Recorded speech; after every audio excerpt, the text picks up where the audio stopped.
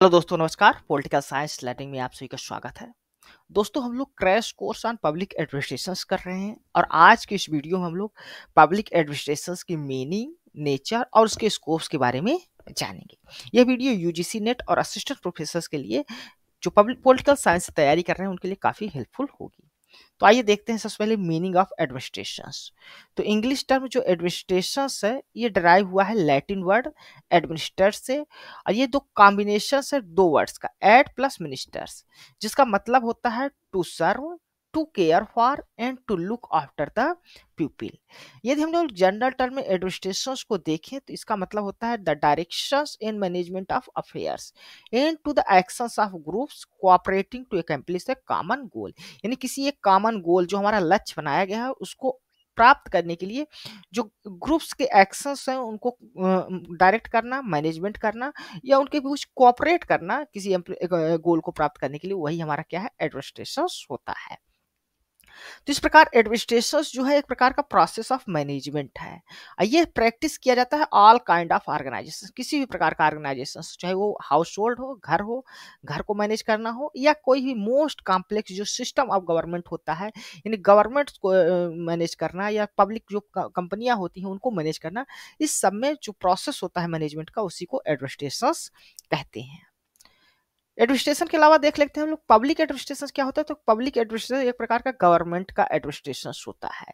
Public administration में governmental activities जो है तो इन्वॉल्व रहती है और ये उतनी ही पुरानी है जितना कि ह्यूमन हिस्ट्री है। तो इस प्रकार एडमिनिस्ट्रेशन को हम लोग डिफाइन कर सकते हैं group activity which involve cooperation and coordination. Group activity है जिसमें कोऑपरेशन किया जाता है लोगों के बीच, कोऑर्डिनेशन किया जाता है टू अचीव अ डिजायर्ड गोल या ऑब्जेक्टिव जो हमारे होते हैं उसको। जहां भी दो या दो से अधिक लोग होते हैं वो अगर एक दूसरे के साथ कोऑपरेट कर रहे हैं किसी कॉमन गोल को प्राप्त करने के लिए, तो उस प्रकार वहां पर वो एडमिनिस्ट्रेटिव एक्टिविटीज के रूप में इन्वॉल्व मानी जाएगी, ठीक, एज्यूम किया जाएगा। तो every group of activities involve administration. तो कोई भी अगर ग्रुप ऑफ एक्टिविटीज होती है, कोई भी लोग ग्रुप में कार्य कर रहे हैं, तो वहां पर एडमिनिस्ट्रेशन इन्वॉल्व होता है। तो इस प्रकार एडमिनिस्ट्रेशन हम लोग देख सकते हैं कि ये कलेक्टिव एक्टिविटी है किसी भी कॉमन गोल को प्राप्त करने के लिए। होप आप लोग एडमिनिस्ट्रेशन का मतलब समझ गए होंगे। अब हम लोग डिफिनीशंस देख लेते हैं जो विभिन्न थिंकर्स के द्वारा दी गई है। डिफिनीशंस जो विभिन्न थिंकर्स के द्वारा दी गई उसको देखेंगे। तो सबसे पहले हम लोग देखते हैं एलडी वाइट के द्वारा किस प्रकार डिफाइन किया गया है एडमिनिस्ट्रेशन को। एलडी वाइट कहते हैं कि the art of administration is the direction, coordination and control of many person to achieve some purpose और ऑब्जेक्टिव। यानी वो आर्ट ऑफ एडमिनिस्ट्रेशन को डिफाइन हुए करते हुए कहते हैं कि ये डायरेक्शन है, लोगों को जो दिशा निर्देश दिया जाता है, कोऑर्डिनेशन जो किया जाता है लोगों के बीच, और बहुत से लोगों को जो मैनेज कंट्रोल किया जाता है किसी भी कॉमन जो गोल होता है अचीव करने के लिए या जो हमारे लक्ष्य होते हैं उसको प्राप्त करने के लिए, तो उसी को क्या कहते हैं, उसको आर्ट ऑफ एडमिनिस्ट्रेशन कहा जाता है एलडी वाइट के अनुसार। हर्बर्ट एस साइमन किस प्रकार डिफाइन करते हैं उसको देख लेते हैं। तो हर्बर्ट एस साइमन कहते हैं कि administration can be defined, administration को डिफाइन किया जा सकता है as the activities of groups cooperating to accomplish a common goal. यानी ये सिंपल कहते हैं कि जो एक्टिविटी ग्रुप की एक्टिविटीज है किसी गोल को प्राप्त करने के लिए, वही क्या है, एडमिनिस्ट्रेशन है। एफ एन निग्रो जो है तो किस प्रकार डिफाइन करते हैं इसको भी देख लेते हैं। वो कहते हैं कि एडमिनिस्ट्रेशन इज द ऑर्गेनाइजेशन। तो एडमिनिस्ट्रेशन क्या है, एक प्रकार का ऑर्गेनाइजेशन से लोगों को संगठित करना है, and use of man and materials, men's आदमियों का और मटेरियल जो रिसोर्सेस है उसका प्रयोग करना टू अकम्प्लिश द पर्पज, कोई भी पर्पज जो हमारा लक्ष्य है उसको प्राप्त करने के लिए। मान लीजिए आपको एक घर बनाना है तो उसमें आपको ह्यूमन रिसोर्सेस भी चाहिए और तरह तरह के जो मटेरियल्स होते हैं उसकी भी आवश्यकता होती है। इन सब को मैनेज करके आपको घर बनाना है, तो उसमें जो एक्टिविटीज इन्वॉल्व होगी वही आपका क्या प्रकार, एक प्रकार से क्या हो जाएगा, एडमिनिस्ट्रेशन हो जाएगा। यानी ह्यूमन्स का भी यूज किया जा रहा है, मटेरियल्स का भी, और एक कॉमन जो एकम्प्लिश जो गोल है वो जो हमारा पर्पज है घर बनाना, वो उसको प्राप्त किया जा रहा है। इसी प्रकार जेएफ फिफनर देख ले तो वो डिफाइन करते हैं administration is the organisation and directions of human in material resources to achieve a desire ends. तो ये भी उसी तरह लगभग एफ एन निग्रो की तरह ही बात करते हैं। ये भी कहते हैं कि जो एडमिनिस्ट्रेशन है वो ऑर्गेनाइजेशन है और डायरेक्शंस ऑफ ह्यूमन है और मटेरियल रिसोर्सेज किसी भी डिजायर एंड्स को प्राप्त करने के लिए। लूथर गुलिक किस प्रकार डिफाइन करते हैं देख लेते हैं। Administration has to do with the getting things done and with the accomplishment of the defined objectives। यानी वो कहते हैं कि एडमिनिस्ट्रेशन क्या है, जो हम चाहते हैं वो चीज़ें हो जाएँ और वो हमारे ऑब्जेक्टिव प्राप्त हो जाएँ जो हमने डिफाइन किया है, तो वही क्या है, एडमिनिस्ट्रेशंस है। डुएल्ट वाल्डो किस प्रकार डिफाइन करते हैं एडमिनिस्ट्रेशंस को, उसको भी देख लेते हैं। वो कहते हैं कि administration is the cooperative human efforts characterised by the high degree of rationality. High degree of rationality यानी बुद्धि या तर्क का इस्तेमाल करके किसी भी गोल्स को अचीव करना, ह्यूमंस के बीच कोऑपरेट करना, वही क्या है, एडमिनिस्ट्रेशंस है। तो यहाँ पर विभिन्न थिंकर्स की डिफिनेशन इसलिए रखी गई है क्योंकि एग्जाम्स में कभी कभी पूछ लिया जाता है कि ये डिफिनेशंस किस थिंकर्स के द्वारा दी गई है। तो आपको लोग को थोड़ा आइडिया होना चाहिए कि विभिन्न थिंकर्स किस प्रकार से एडमिनिस्ट्रेशंस को डिफाइन कर रहे हैं। जेम्स मैकेनी क्या कहते हैं कि administrations entail organising and managing peoples and resources to fulfil a specific purpose. It require specialised skill similar to those of engineers and doctor in their respective fields. तो James McKinney कहते हैं कि जो administrations होता है उसमें organise किया जाता है और मैनेज किया जाता है लोगों को और रिसोर्सेज को फॉर ए स्पेसिफिक पर्पज के लिए। इसमें स्पेशलाइज स्किल्स की आवश्यकता होती है। जिस प्रकार एक इंजीनियर्स को आवश्यकता होती है कोई भी भवन बनाने के लिए, आर्किटेक्चर बनाने के लिए या कोई भी कार्य करने के लिए फैक्ट्रीज के, डॉक्टर्स की आवश्यकता होती है हेल्थ केयर सर्विस को बेटर प्रोवाइड करने के लिए, जिस प्रकार डॉक्टर्स जो है तो कार्य करते हैं बेटर हेल्थ के लिए, तो उसी प्रकार एडमिनिस्ट्रेशन में के फील्ड में भी हमें स्पेशलाइज स्किल्स की आवश्यकता होती है। डॉक्टर्स के पास स्पेशल स्किल्स होती है कि मरीज को किस प्रकार से ठीक करना है, इसी प्रकार इंजीनियर्स के पास स्पेशल स्किल होती है, इसी प्रकार जो एडमिनिस्ट्रेटिव मैन होता है उसके अंदर भी स्पेशल स्किल्स होनी चाहिए। इस प्रकार जेम्स मैकेनी जो है तो डिफाइन करते हैं। एफएम मार्क्स किस प्रकार डिफाइन करते हैं उसको देख लेते हैं। वो कहते हैं कि administration is the purposeful actions taken to systematically organize resources efficiently, ensuring that the desired outcome are achieved while preventing obstacles. तो ये कहते हैं कि एडमिनिस्ट्रेशन हमारा पर्पजफुल एक्शंस होता है, किसी लक्ष्य को ध्यान में रखकर किया हुआ हमारा सिस्टमेटिक तरीके से कार्य होता है ताकि वो जो डिजायर आउटकम है उसको प्राप्त किया जा सके और उसके मार्ग में जितने भी ऑब्स्टेकल्स आते हैं उसको कम से कम किया जा सके या उसको रोका जा सके। उन बाधाओं से इफिशियंसी बढ़ाने की ये बात कर रहे हैं कि जो बाधाएं होती हैं कार्य को करने में उसको किस प्रकार से रोका जा सके या दूर रखा जा सके। ब्रूक्स एडम किस प्रकार डिफाइन करते हैं उसको देख लेते हैं। वो कहते हैं कि administration is the ability to coordinate numerous often conflicting social elements so that they functions harmoniously as a whole.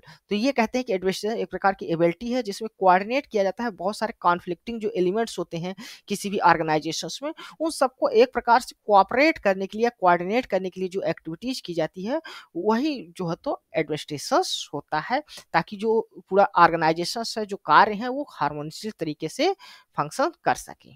ठीक, अब हम लोग देख लेते हैं डिफिनीशन ऑफ पब्लिक एडमिनिस्ट्रेशन। अभी तक हमने एडमिनिस्ट्रेशंस की डिफिनीशंस को देखा है जो विभिन्न थिंकर्स के द्वारा दी गई हैं। अब हम लोग डिफिनीशंस देखेंगे पब्लिक एडमिनिस्ट्रेशन यानी जिसमें गवर्नमेंट्स की एक्टिविटीज इन्वॉल्व होती है वो किस प्रकार से की जाती है। तो वुडरो विल्सन पब्लिक एडमिनिस्ट्रेशन को किस प्रकार डिफाइन करते हैं उसको देख लेते हैं। वुडरो विल्सन कहते हैं कि public administration is the detail and systematic applications of the law. Every particular application of law is an act of administration. यानी जो कोई भी लॉ बनाया जाता है, कानून बनाया जाता है, तो उसको सिस्टमेटिक तरीके से उसको अप्लाई किया जा सके वो क्या है, पब्लिक एडमिनिस्ट्रेशन है। तो पर्टिकुलर लॉ को अगर जो अप्लाई किया जा रहा है उसी को क्या कहते हैं, वो एक्ट ऑफ एडमिनिस्ट्रेशन बताते हैं वुडरो विल्सन।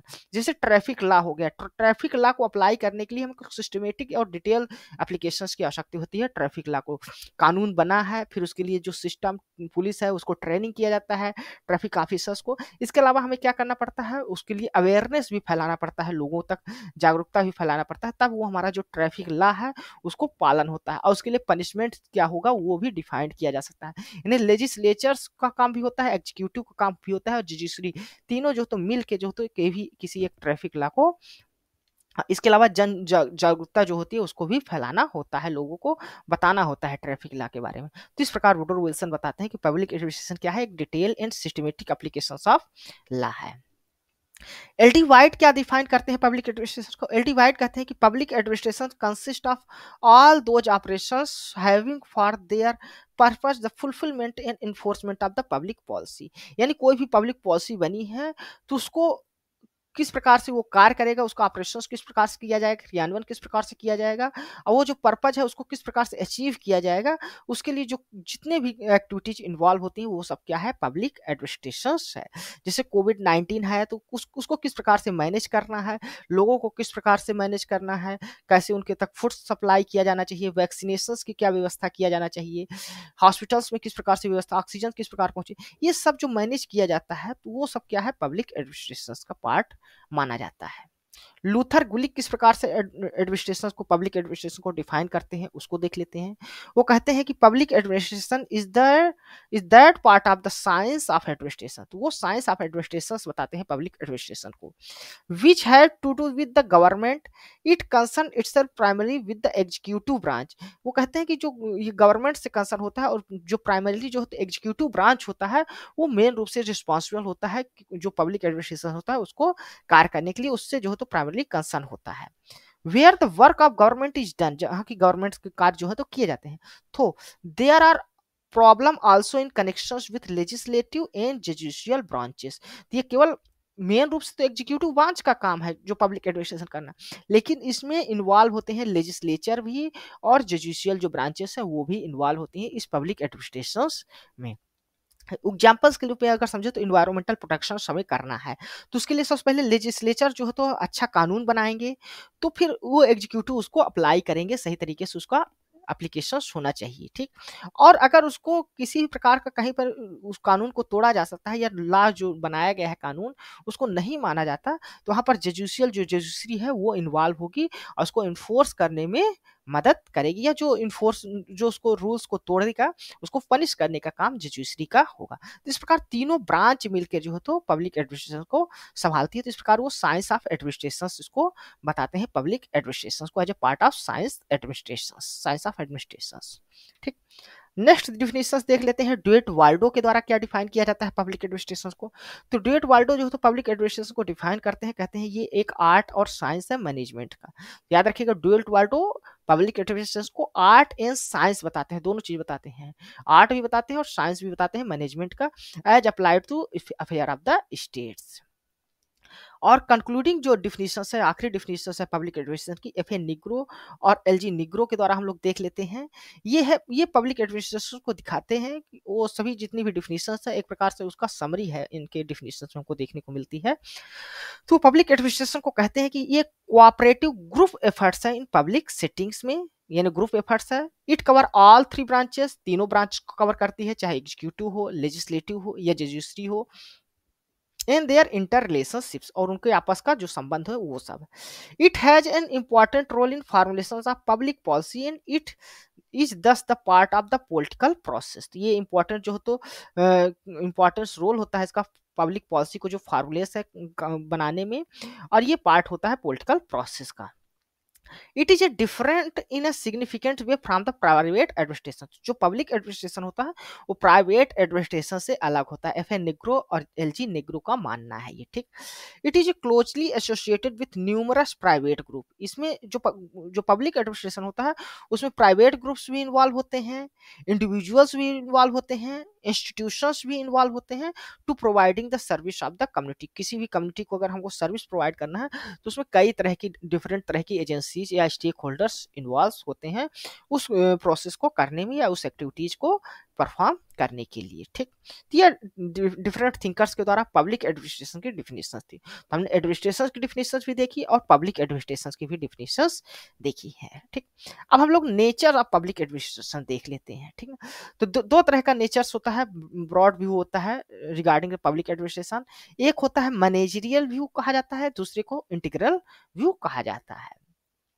तो जो मैनेजरियल व्यू होते हैं वो एडमिनिस्ट्रेशन को कंप्राइजेस मानते हैं work only for the process of engaging performing the managerial functions. तो जो कोई भी ऑर्गेनाइजेशन जो मैनेजमेंट का काम होता है, जो मैनेजरियल फंक्शंस होता है, उसी ऑर्गेनाइजेशन उसी को भी ये केवल एडमिनिस्ट्रेशन का पार्ट मानते हैं। बहुत सी चीजों को ये इन्वॉल्व कर देते, एक्सक्लूड कर देते हैं, ठीक ना। केवल मैनेजमेंट का जो फंक्शंस होता है उसी को ये जो तो एडमिनिस्ट्रेशन का पार्ट मानते हैं। तो मैनेजरियल व्यू, और इसके समर्थक कौन कौन से हैं, लूथर गुलिक हैं, हेनरी फ्योल हैं, हर्बर्ट साइमंस हैं, डोनाल्ड डब्ल्यू स्मिथबर्ग हैं एंड विक्टर थॉमसन हैं। तो ये main supporter of the view है। एग्जाम्स में ये चीज पूछा जाता है, इसलिए आप इसको लिख लीजिएगा या याद कर लीजिएगा। मैनेजियल व्यू के सपोर्टर कौन कौन से हैं, तो Luther Gulick, Henry Fayol, Herbert Simon, Donald W Smithburg, Victor Thompson, ये सभी मेन सपोर्टर हैं मैनेजियल व्यू के। अब जो इंटीग्रल व्यू होता है, अगर देखिए मैनेजियल व्यू जो है, इसमें एक्टिविटीज होती है, इन्वॉल्व होती है एक्रोनिम्स, जिसको लूथर गुलिक जो देते हैं पोस्ट कार्व, ठीक ना। तो जो मैनेजियल एक्टिविटीज में इन्वॉल्व होती हैं चीजें, उसको वो पोस्ट कार्व के रूप में बताते हैं। ये 7 फंक्शंस बताते हैं किसी भी मैनेजमेंट के लिए, जो चीफ एग्जीक्यूटिव को परफॉर्म करने होते हैं। इसमें आता है प्लानिंग, ऑर्गेनाइजिंग, ओ से, एस से स्टाफिंग, डी से डायरेक्टिंग, को सीओ से कोऑर्डिनेटिंग एंड आर से रिपोर्टिंग और बी से बजटिंग होता है, ठीक। तो मैनेजर व्यू जो होते हैं वो मानते हैं कि ये कुछ ऐसे मैनेजर फंक्शंस हैं, इन्हीं को इन्वॉल्व इसी को जो है तो परफॉर्म किया जाता है लोगों के द्वारा, या जो चीफ एग्जीक्यूटिव होते हैं उसके द्वारा। इसमें जो है तो क्लर्कियल, मैनुअल और टेक्निकल जो एक्टिविटीज होती हैं वो सबको एक्सक्लूड कर दिया जाता है पब्लिक एडमिनिस्ट्रेशन से। इस प्रकार देखें तो ये चीजों को होने में विश्वास करता है, वो चीजें किस प्रकार हो रही हैं उससे नहीं, वो कार्य हमारा अचीव हो जा रहा है कि नहीं, बस इस पे इनका फोकस रहता है मैनेजर एक्टिविटी जो व्यू होता है एडमिनिस्ट्रेशन का। इसको नैरो व्यू ऑफ एडमिनिस्ट्रेशन भी कहा जाता है। जो मैनेजर व्यू ऑफ एडमिनिस्ट्रेशन होता है उसको नैरो व्यू ऑफ एडमिनिस्ट्रेशन कहा जाता है। अब हम लोग देख लेते हैं इंटीग्रल व्यू ऑफ एडमिनिस्ट्रेशन को। तो इंटीग्रल व्यू ऑफ एडमिनिस्ट्रेशन जो होता है ये sum total of the activities होता है, जिसमें मैनुअल वर्क भी आता है, क्लर्कियल वर्क भी आता है और मैनेजियर वर्क भी आता है। जबकि मैनेजियर व्यू में केवल मैनेजियर एक्टिविटीज आती थी, इसमें मैनुअल और क्लर्कियल जो एक्टिविटीज हैं उनको भी इन्वॉल्व किया गया है। तो इस व्यू के अनुसार देखें तो जो एक्ट ऑफ गवर्नमेंट होता है ऑफिशियल्स, इसमें ऑफिशियल्स के एक्ट से लेकर जो कार्य होते हैं और प्यून तक का जो कार्य होता है वो सभी को वो पब्लिक एडमिनिस्ट्रेशन का पार्ट मानते हैं।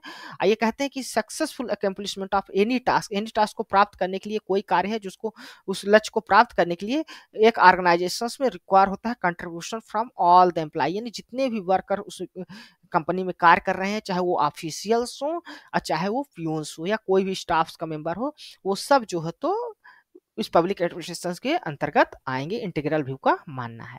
और इस व्यू के जो सपोर्टर्स हैं उनको देख लेते हैं। वुडरो विल्सन हैं, एल.डी. वाइट हैं, मार्शल ई डिमॉक हैं और जॉन एफ फिफनर है। इन सब का नाम याद आप लोग लिख लीजिए या याद कर लीजिएगा कि इंटीग्रल व्यू के ये सब क्या है, सपोर्टर्स हैं।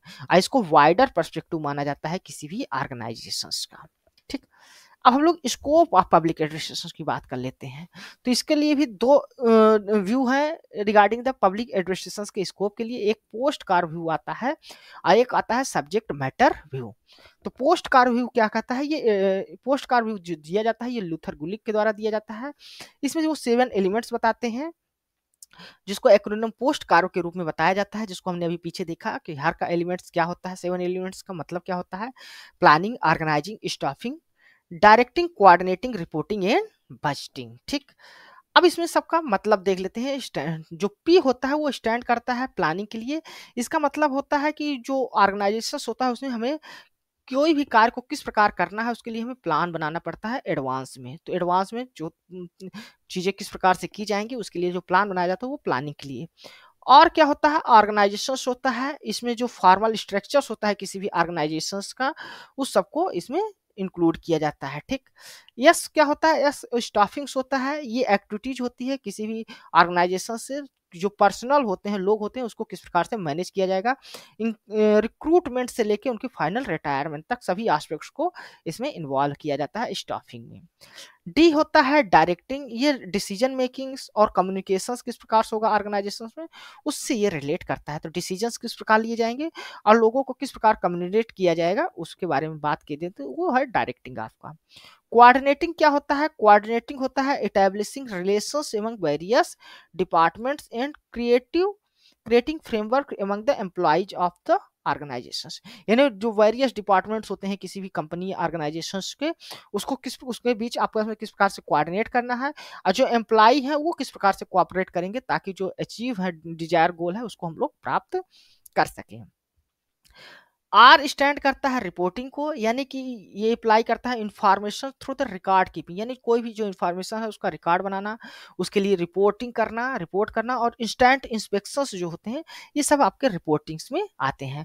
ये इंडिकेट करता है अपवर्ड फ्लो ऑफ इंफॉर्मेशन, यानी जो नीचे के कर्मचारी हैं वो आप अपने ऊपर के जो ऑफिशियल्स हैं उनको इंफॉर्मेशन देंगे, उनको रिपोर्ट करेंगे, या इंस्टेंट जो इन्फेक्शंस होगा उनके बारे में जानकारी देंगे, तो इसको रिपोर्टिंग कहा जाता है, ठीक है। And it require the exercise of a good communication system in organisation, तो एक अच्छा कम्युनिकेशन सिस्टम ऑर्गेनाइजेशन में होना चाहिए रिपोर्टिंग के लिए।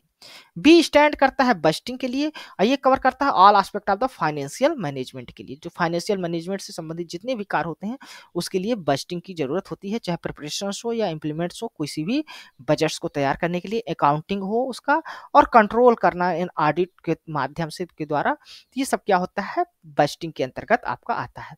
तो किसी ऑर्गेनाइजेशंस को मैनेज करने के लिए हमको इन 7 जो एलिमेंट्स हैं उनकी आवश्यकता होती है, जिसको चीफ एग्जीक्यूटिव जो तो पालन चीफ एग्जीक्यूटिव के द्वारा इसको पालन किया जाना चाहिए। अब जो सब्जेक्ट मैटर व्यू है उसको देख लेते हैं। जो सब्जेक्ट मैटर व्यू है, तो सब्जेक्ट मैटर ऑफ व्यू जो पब्लिक एडमिनिस्ट्रेशन का, ये एम्फेसिस करता है importance of understanding the specific functions and services.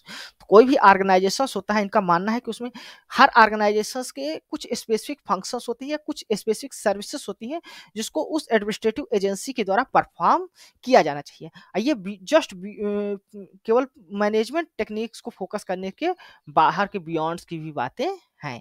इसमें केवल मैनेजमेंट बस नहीं आता बल्कि उसके अलावा भी बहुत सी चीजें आती हैं। This view argue that different administrative agencies face unique problem, तो जितने भी प्रकार के एडमिनिस्ट्रेटिव एजेंसी होती हैं सबकी अपनी अपनी यूनिक प्रॉब्लम होती है, उनको स्पेशलाइज फंक्शंस जो हैं वो परफॉर्म करने होते हैं, तो इसलिए उनको सब्जेक्ट का नॉलेज होना चाहिए, उस जिस क्षेत्र में कार्य कर रहे हैं उसका उनको स्पेशल नॉलेज होना चाहिए।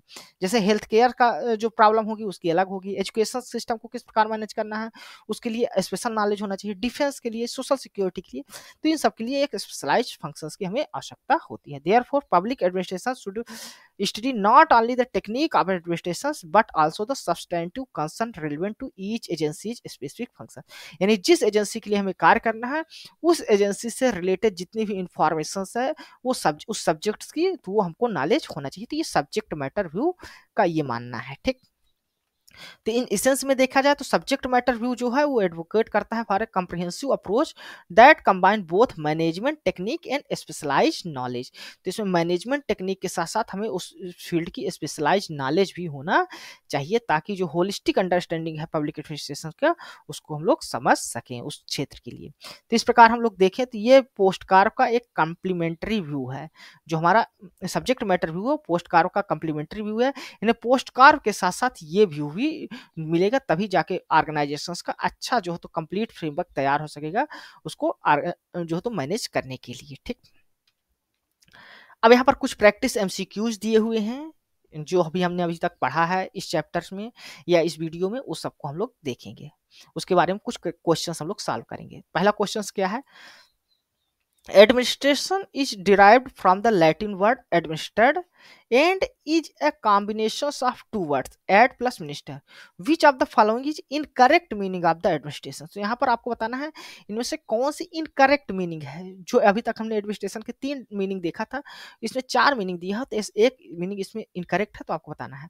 तो एडमिनिस्ट्रेशन का मतलब टू सर्व भी होता है, टू केयर फॉर भी होता है, और to look after the peoples भी होता है। टू गवर्न जो है तो हम लोगों ने नहीं देखा था, यानी जो लैटिन वर्ड एडमिनिस्टर्ड है उसके मीनिंग टू सर्व होता है, टू केयर फॉर होता है, to look after the people होता है, टू गवर्न नहीं होता। तो यही को इसी को एक्सप्लेनेशंस में बताया गया है, ठीक ना। नेक्स्ट क्वेश्चन है, according the two Herbert S Simon how can administration can be defined. तो हर्बर्ट साइमन जो है तो एडमिनिस्ट्रेशन को किस प्रकार डिफाइन करते हैं, तो हर्बर्ट साइमन एडमिनिस्ट्रेशन को डिफाइन करते हुए कहते हैं कि ये एक प्रकार की एक्टिविटीज ऑफ द ग्रुप है cooperating to accomplish a common goal, यानी बी नंबर जो आपका ऑप्शन से यहाँ पर दिया हुआ है वो जो डिफिनीशन है वो हर्बर्ट साइमन के द्वारा दी गई है एडमिनिस्ट्रेशन के लिए, ठीक ना। तो activities of the groups cooperating to accomplish a common goal, ये हर्बर्ट एस साइमंस के द्वारा डिफाइन किया गया है। नेक्स्ट क्वेश्चन से which of the following is A not a supporter of the integral view of the public administration. तो यहाँ पर कुछ थिंकर्स दिए हुए हैं, आपको बताना है इनमें से कौन जो सपोर्टर नहीं है इंटीग्रल व्यू ऑफ जो एडमिनिस्ट्रेशन का है। तो Woodrow Wilson, L D White और मार्शल डिमार्क, ये तीनों जो है तो सपोर्टर हैं इंटीग्रल व्यू के। हर्बर्ट एस साइमन जो है तो मैनेजरियल व्यू के सपोर्टर हैं, ना कि इंटीग्रल व्यू के। यहाँ डी आपका ऑप्शन यहाँ पर करेक्ट आंसर होगा। करेक्ट आंसर क्या है? Herbert D, Herbert S Simon, D option. Next question है, who among the following is a supporter of the managerial view of the public administration. तो यहाँ पर चार ऑप्शंस दिए हैं, आपको बताना है इनमें managerial view of public administration का सपोर्टर कौन है। John M Pfiffner, L D White, Marshall A Dimock या विक्टर थॉमसन। तो यहाँ पर विक्टर थॉमसन जो है ये managerial view of public administration के सपोर्टर हैं, जबकि John M Pfiffner, L D White और मार्शल ए डिमार्क ये सभी इंटीग्रल व्यू ऑफ जो पब्लिक एडमिनिस्ट्रेशन का है उसके सपोर्टर्स हैं। तो ये आपको याद रहना चाहिए, ठीक। नेक्स्ट क्वेश्चन है, who describe public administration as the art and science of management as applied to affair of the state. तो art and science of management, ये शब्द को याद रखिएगा। Art and science of management कौन बताता है एडमिनिस्ट्रेशन को? तो ये ड्यूएल्ट वाल्डो जो है तो बताते हैं, ठीक ना। तो याद रखिएगा ड्यूएल्ट वाल्डो जो है तो एडमिनिस्ट्रेशन को as art and science of management के रूप में बताते हैं पब्लिक एडमिनिस्ट्रेशन को, ठीक। तो करेक्ट आंसर क्या होगा? आपका ऑप्शन नंबर सी हो गया यहाँ पर।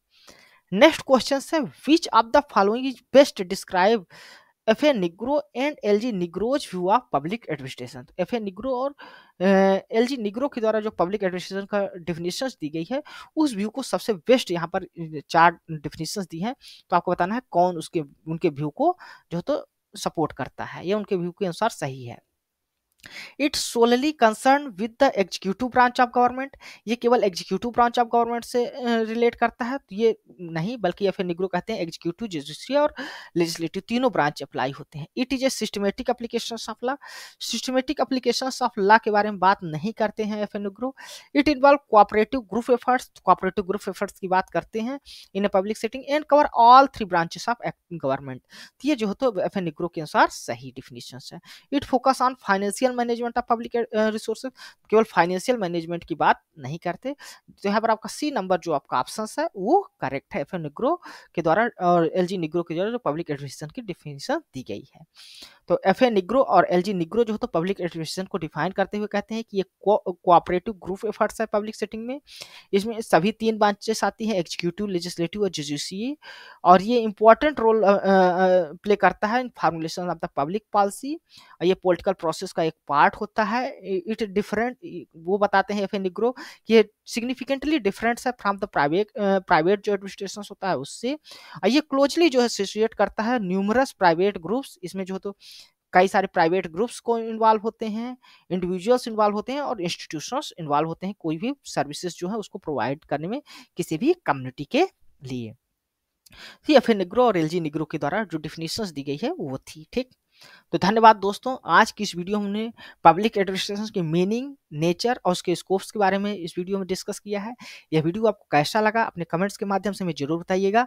साथ ही साथ आप हमारे इस वीडियो को लाइक करें, हमारे इस चैनल को सब्सक्राइब करें ताकि जो इस तरह की वीडियोज हैं वो लगातार आपको मिलती रहें। धन्यवाद, थैंक यू।